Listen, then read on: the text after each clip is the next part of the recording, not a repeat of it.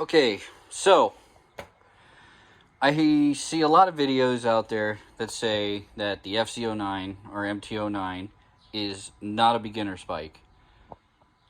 I have to disagree, but kinda, right? And here's the caveat to this. If you ride dirt bikes and you want to go to street, this is the bike for you. Handlebars are up high. Seating position is relatively close to a dirt bike. And it responds like a dirt bike. The 426 has a lot of power, a lot of torque down low. So does this thing. And so if you are used to riding a 252 stroke or bigger, or a 304 stroke or bigger, you know, the KTMs or, you know, the CR450s or the YZ450s and stuff like that. If you are used to riding a bigger bore dirt bike, then this is the perfect street machine for you.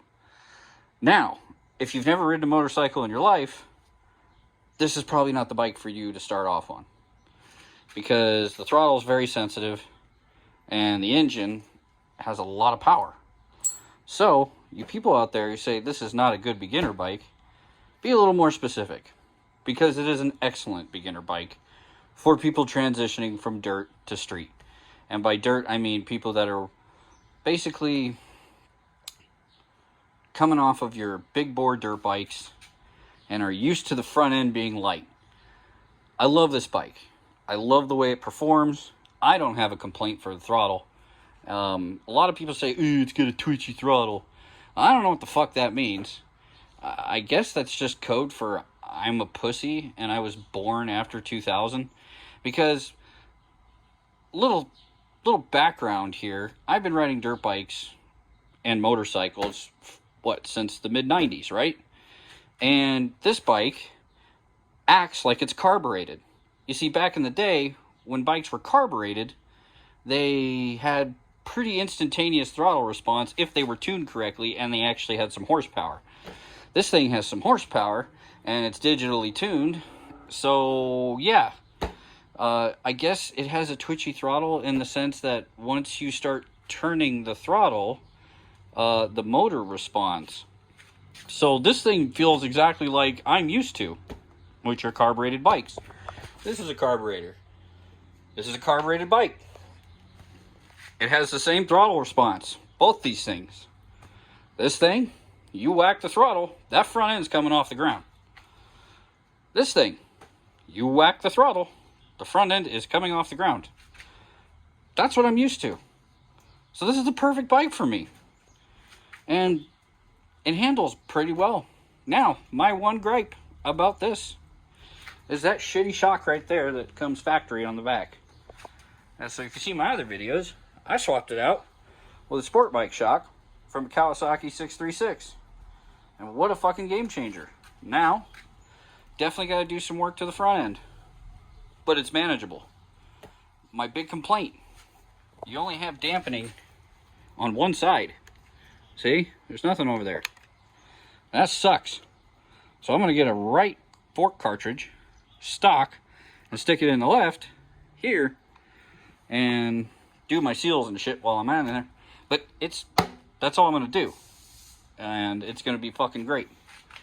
And then now is it ever going to handle like an R6 or an R1? Absolutely not. The ergonomics of riding position, all that shit, is not set up for that.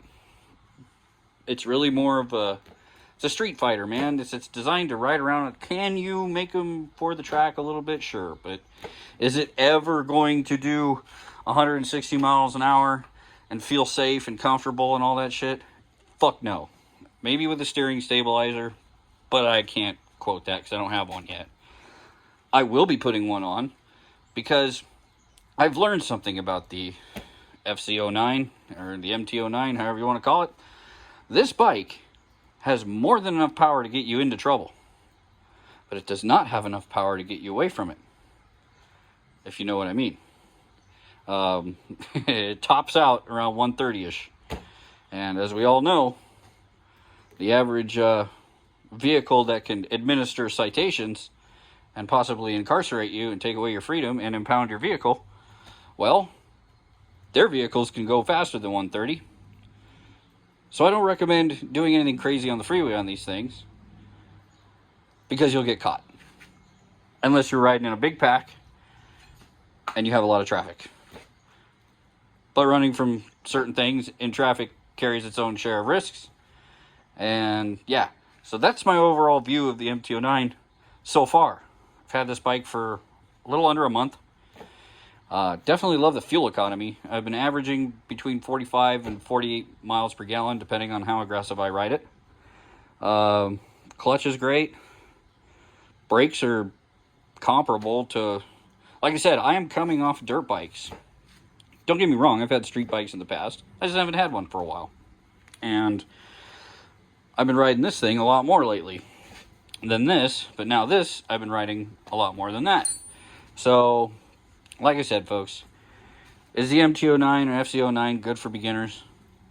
If you've never ridden a motorcycle, no. But if you have, and you're coming off the dirt, this is the fucking bike for you. Don't worry about the stupid twitchy throttle.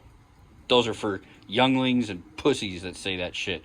They're used to twisting the throttle and just like waiting for the engine to respond. Fuck that shit. That's dangerous and stupid. So, if you're a big fat fucking vagina, you can send your ECU out to get it tuned. I'm going to do it anyways just because I want more power. But I think I'm going to specifically ask that he doesn't fuck with the throttle response, because I love it.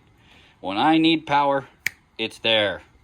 And let's face it, folks, if you ride in the city, having instant throttle response is a good thing. So, anyways, like, share, subscribe, comment down below if you disagree or if you agree. Give me a thumbs up if you like the video, and share the channel. See you, folks.